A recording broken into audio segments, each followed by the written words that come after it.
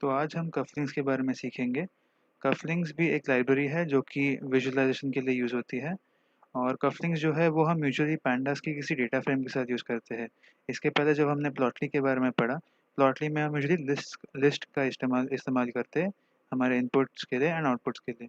तब जाके उससे हम प्लॉटिंग करते हैं, बट इसमें हम डायरेक्टली डेटा फ्रेम्स के साथ को यूज़ करेंगे ताकि हम प्लॉट बना सकें।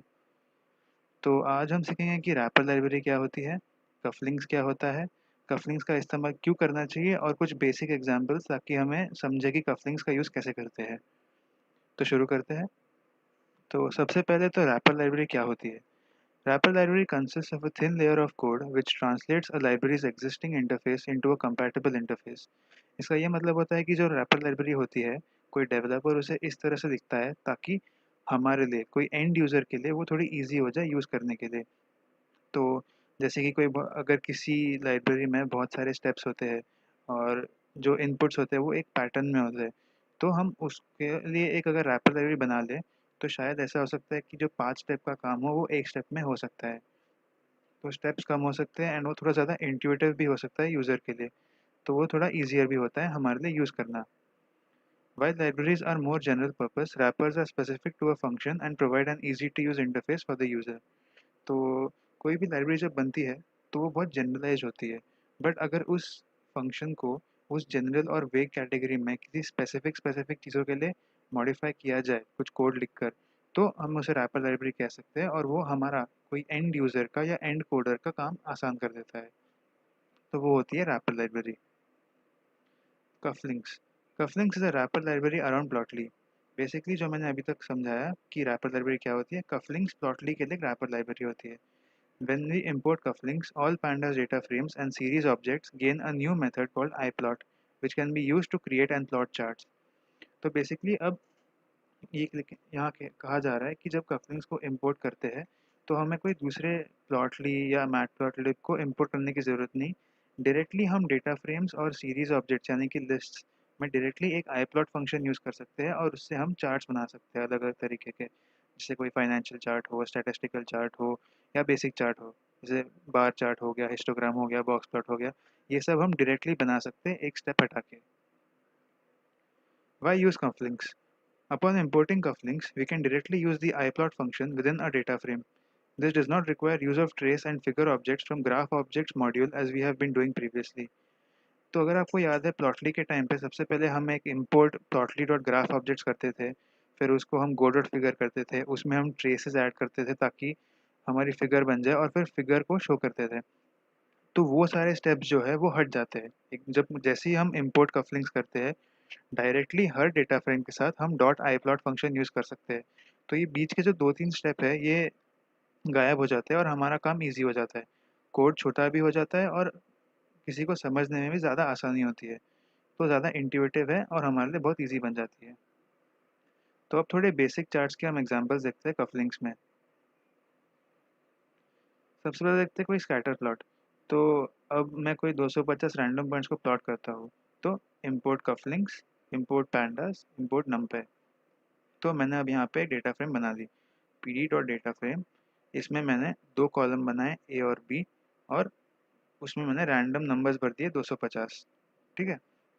तो ये मेरी इनपुट डेटा फ्रेम है। अगर मैं इस कोड को बार-बार रन करूँगा तो हर बार अलग-अलग डेटा फ्रेम बनेगी क्योंकि रैंडम नंबर्स लिए हैं मैंने यहाँ पे। अब figure equal to df dot iplot। अब प्लॉटली के टाइम पे हम यहाँ पे go डॉट फिगर यूज़ करते थे, अब डायरेक्टली हम यहाँ पे iplot लगा रहे हैं। As figure equal to true, x equal to a, y equal to b, mode equal to markers और फिगर डॉट शो। अब बेसिकली यहाँ पे मैंने डेटा को इनपुट किया है, तो x को a वैल्यू किया है, y को b। तो x एक्सिस पे a कॉलम आएगा, y एक्सिस पे b कॉलम आ जाएगा और मोड इक्वल टू मार्कर्स। आखिरी बार मैं समझाया था मार्कर्स और लाइन्स के बीच में डिफरेंस क्या होती है। अगर मैं यहाँ लाइन कर दूँ तो इन सारे पॉइंट्स को जोड़ देंगे। तो अब यहाँ पे 250 रैंडम पॉइंट्स जो है मार्क कर दिए, उसके x वैल्यू है, y वैल्यू है और उसे प्लॉट किया गया है। अगर मैं यही चीज़ विद प्लॉटली करता तो पहले मुझे इंपोर्ट करना पड़ता प्लॉटली के उसको और उसके बाद डेटा फ्रेम बनाना पड़ता, उसमें गो डॉट फिगर करना पड़ता, उसमें ट्रेस ऐड करनी पड़ती। अब वो काफ़ी ईज़ी हो गया है और डायरेक्टली मैं एक डेटा फ्रेम के कॉलम को यहाँ पे यूज़ कर रहा हूँ क्योंकि मैंने ऑलरेडी आई प्लॉट को इसके साथ एसोसिएट कर दिया। तो डायरेक्टली मैं उस कॉलम को चूज़ कर सकता हूँ, नहीं तो मुझे उस कॉलम को अलग से लिस्ट बनाना पड़ता df ऑफ a करके, और उसको मुझे यहाँ डालना पड़ता, बट यहाँ पे वो करने की बिल्कुल ज़रूरत नहीं है।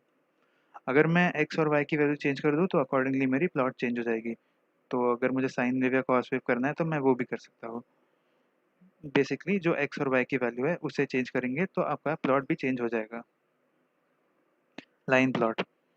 अब देखते हैं लाइन प्लॉट कैसे बनाते हैं। आखिरी बार भी मैंने कोसाइन वेव बनाया था तो मैंने सेम एग्जांपल लिया है। तो import cufflinks as C F, import NumPy, import pandas. तो फिर से 1000 यहाँ पे लीनियर स्पेसिंग दे दी और N P dot cos T. अब मैंने डी एफ बना दिया एक डेटा फ्रेम, इसमें कॉलम्स है एक्स और वाई। अब एक्स में मैंने टी की वैल्यू भर दी और वाई में मैंने कॉस टी की वैल्यू भर दी। तो करस्पॉन्डिंगली अगर x 0 है तो y 1 होगा, और वैसे करके x 180 है तो ये -1 होगा, 90 है तो 0। अब figure equal to D F dot I plot similar तरीके में as figure equal to true, x equal to x मतलब इस डेटा फ्रेम का x जो कॉलम है उसको मैंने x एक्सिस पे प्लॉट किया है, और इस कॉलम का जो y है, इस डेटा फ्रेम का जो y कॉलम है उसको मैंने y एक्सिस पे प्लॉट किया है, और मोड को लाइंस कर दिया है। यहाँ पे मोड था मार्कर्स। तो यहाँ पे सारी अलग अलग से ये नारंगी कलर की गोल चीज़ें बन चुकी है, और यहाँ पे वही चीज़ों को लाइन से जोड़ दिया गया है। और figure dot show mode equal two lines. तो अब जब 0 है तो वैल्यू 1 है, जब y की वैल्यू 0 है तो ये रफली 1.7 के आसपास है, तो 3.14/2 यानी पाई/2 की वैल्यू, ये रेडियन में है वैल्यूज़। और जब 180 है रफली 3 पे है तो -1 की वैल्यू आ गई, तो 1 -1 0। तो ये तो बेसिकली हमारा कोसाइन फंक्शन हो गया। अब आते हैं बार चार्ट्स पे। मैंने सेम एग्जांपल लिया है maximum marks scored in 4 subjects का। तो फिर से वही तीनों चीज़ों को मैंने इंपोर्ट की है। सब्जेक्ट लिए फिजिक्स, केमिस्ट्री, मैथ्स और इंग्लिश, और उनके मैक्सिमम स्कोर्स लिए यहाँ पे। Data frame equal to P D dot data frame columns, subject का कॉलम बनाया और मैक्सिमम स्कोर का कॉलम बनाया। तो ये एक कॉलम है, ये एक कॉलम है, और उनमें मैंने वैल्यूज़ भर दी। D F of subject equal to subject, तो ये वाला सब्जेक्ट में आ गया, और D F of maximum score equal to max underscore score. तो ऑलरेडी मेरी अब डेटा फ्रेम यहाँ बन चुकी है। अब सेम तरीके से मैं करूँगा figure equal to D F dot I plot S figure equal to true, kind equal to bar. अब पहले यहाँ पे कोई ज़रूरत नहीं थी क्योंकि डायरेक्टली एक्स और वाई में हम प्लॉट कर रहे थे पॉइंट्स को, यहाँ पे कहीं काइंड मैंने दिया नहीं था, बट अब यहाँ देना पड़ेगा।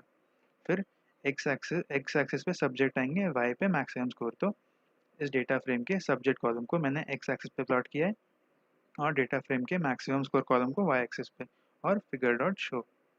तो मेरी आउटपुट ये आ जाएगी। अब एक बार कंपेयर करते हैं। फिज़िक्स में नंबर है 94, तो फिज़िक्स, और ये 80 और 100 के बीच के थोड़ा ऊपर, तो 90s में है, और ये 90 काफ़ी करीब है तो 94 लग रहा है। केमिस्ट्री में 97, केमिस्ट्री में ये 94 के ऊपर है, तो हाँ ये रफली 100 के काफ़ी करीब है, तो 97 होगा। फिर मैथमेटिक्स में 84, तो ये मैथमेटिक्स में अगर चेक करेंगे तो वो इस लाइन जो 80 के थोड़ा ही ऊपर है, तो ये रफली 84 है। लास्ट में इंग्लिश, इंग्लिश में है 64, तो इंग्लिश इस लाइन के थोड़ा ऊपर है, ये लाइन 60 की है, 60 के थोड़ा ऊपर 64। तो ये हो गया बेसिक बार ग्राफ। अगर मैं यहाँ पे अलग चीज़ें लूँगा, यहाँ पे अलग चीज़ें लूँगा, तो मेरी प्लॉट अलग बन जाएगी। तो कोई भी आप कॉलम्स ले लेंगे डेटा फ्रेम के और आप उसको प्लॉट कर सकते हैं। अब आते हैं स्टैटिस्टिकल चार्ट्स में, जैसे हिस्टोग्राम हो गया और बॉक्स प्लॉट हो गया, तो हम उनको भी देखते हैं अब। तो यहाँ पे दो रैंडम सीरीज लिए 500 नंबर की, लास्ट एग्जाम्पल में 50 नंबर लिए थे। तो यहाँ भी कफलिंग्स को इंपोर्ट किया है, पैंडास को इंपोर्ट किया है, और अब यहाँ पे मैंने दो सीरीज लिए ए और सी, दोनों में 500 रैंडम नंबर लिए, बट यहाँ के जो रैंडम नंबर है उसे मैंने +1 कर दिया है और इसमें -1 कर दिया है। तो यहाँ पे सारे पॉइंट्स में 1 की वैल्यू ऐड हो गई, यहाँ के सारे पॉइंट्स में 1 की वैल्यू सब्ट्रैक्ट कर दी है।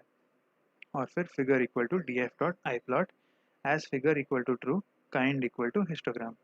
तो अब डायरेक्टली मैं यही सारे वैल्यूज यूज़ करूँ तो यहाँ पे कोई स्पेसिफाई करने की ज़रूरत नहीं है कि एक्स में क्या लेना है, वाई में क्या लेना है। कर सकते हैं बट यहाँ पे ज़रूरत नहीं है। तो dot I plot kind equal to histogram, तो इन दो कॉलम्स की बन जाएगी हिस्टोग्राम, और फिगर डॉट शो। तो कोई इस तरह का मिलेगा। तो आप देख सकते हैं कि जो ऑरेंज कलर की है वो ए है, और जो ब्लू कलर की है वो सी है। तो ए में मैंने 1 ऐड किया था, सी में मैंने 1 सब्ट्रैक्ट किया था। तो उसके लिए सी 0 के ज़्यादा नीचे कम है और ए जो है 0 के आगे ज़्यादा है। तो ये दिख सकता है कि हर अलग-अलग रेंज की कितनी फ्रीक्वेंसी है। और यहाँ पे जो ओवरलैप हो रहा है वो देख सकते हैं। तो जो ब्लू है यहाँ पे देख सकते हैं आप, यहाँ पे ब्लू जो है वो सी है, जो ऑरेंज है वो ए है। तो इस तरह से हम हिस्टोग्राम बना सकते हैं। यहाँ पर मैं और भी कॉलम्स ऐड करके थोड़े और हिस्टोग्राम्स बना सकता हूँ, या एक कॉलम हटा के एक सिंगल हिस्टोग्राम भी बना सकते हैं। अब आते हैं बॉक्स प्लॉट पे। अब हम बॉक्स प्लॉट बनाएंगे 2 रैंडम सीरीज़ का। तो यहाँ पे मैंने 3 सीरीज़ लिए हैं यहाँ पे, तीनों 50 नंबर के हैं। आई एम सॉरी, 3 सीरीज़ है। सब में 50 नंबर है। बी सीरीज़ में ऐसे ही लिए, ए में मैंने 1 ऐड किया है, सी में 1 सब्ट्रैक्ट किया है। और फिर iplot D F dot I plot as figure equal to true, kind equal to box. तो यहाँ काइंड इक्वल टू बॉक्स, ऊपर काइंड इक्वल टू हिस्टोग्राम था। अब फिगर डॉट शो, तो कुछ ऐसा बन जाएगा। तो ये मैंने यहाँ पे 3 कॉलम लिए थे, ए बी और सी। तो 3 अलग अलग कलर में, ए ऑरेंज, बी को ब्लू, सी को ग्रीन। तो अब बी को तो मैंने कुछ ऐड नहीं किया था, तो ये एक्चुअली सेंट्रल हो गई। ए में मैंने 1 ऐड की थी, तो इसके मेजर पॉइंट्स ज़्यादा ऊपर है। और सी में मैंने 1 सब्ट्रैक्ट किया था, तो ये काफ़ी नीचे हो गई। तो इसे कंपेयर कर सकते हैं, ए का लोएस्ट पॉइंट यहाँ है, बी का लोएस्ट पॉइंट यहाँ है, सी का लोएस्ट पॉइंट यहाँ है। ए का हाईएस्ट यहाँ है, बी का यहाँ है, सी का यहाँ है। क्वार्टाइल्स यहाँ देख सकते हैं, सबकी कंपेयर कर सकते हैं, और तीनों के मीडियन वैल्यूज भी कंपेयर कर सकते हैं। अब मैं यहाँ पे एक हाथ कम भी कर सकता हूँ यहाँ पे एक कॉलम, या शायद एक कॉलम बढ़ा भी सकता हूँ। तो उस हिसाब से हम कर सकते हैं। तो अब जितने भी एग्जाम्पल मैंने दिखाए, इसमें देख रहे हैं कि ये जो iplot फंक्शन का सिंटैक्स है काफ़ी सिंपल है। पहले हमें डेटा देना पड़ता था, लेआउट करना पड़ता था, फिर शो करना होता था। तो ये काफ़ी ज़्यादा ईजी है, और अलग से मुझे कोई लिस्ट इनपुट करनी नहीं होती। डायरेक्टली मैं इस डेटा फ्रेम के सारे कॉलम्स को यूज़ कर सकता हूँ। तो इस तरह से कफली जो है कफलिंग्स जो है प्लॉटली के आगे काफ़ी ईजी हो जाता है। तो इसलिए हम कफलिंग्स का इस्तेमाल काफ़ी कर सकते हैं। और इसी के साथ हमारा लेक्चर ख़त्म होता है।